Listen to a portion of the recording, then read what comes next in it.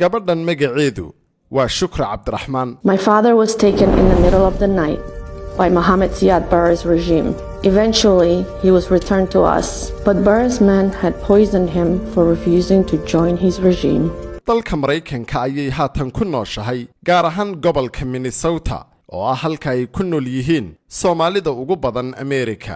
Shukri waxay doonaysaa inay booska kala wareegto Ilhaan Cumar oo hore u soo noqotay qofkii ugu horeeyay Soomaali gabadh ah qaxoonti muslina ee fadhiista aqalka Koongareeska Mareykanka.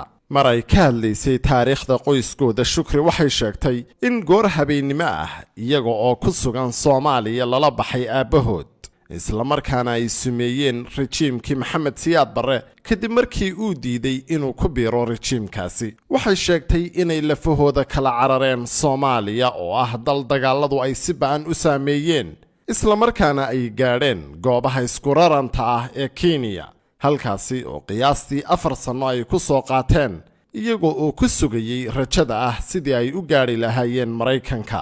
socdaalkeeda Soomaaliya ilaa Minnesota Shukri waxay sheegtay in lagu soo dhaweeyay Amerika isla markaana uu badbaadiyay dalka Mareykanku nafahooda waxaana sheegtay in dhulka fursadaha ee Mareykanku uu siiyay fursad weyn.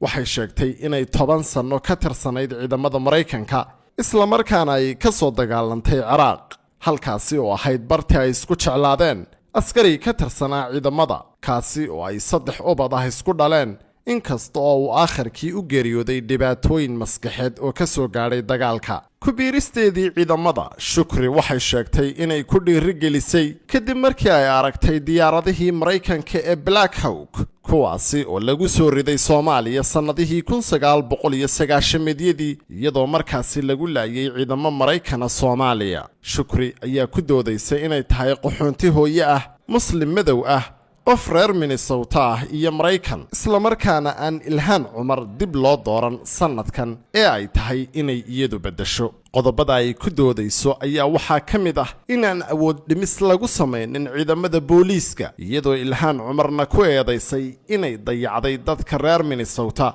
walow Ilhaan Cumar ay aad caan uga noqotay waddanka Mareykanka iyo guud ahaan adduunkaba. Axmed Maxamuud Yuusuf, Telefishinka Saab.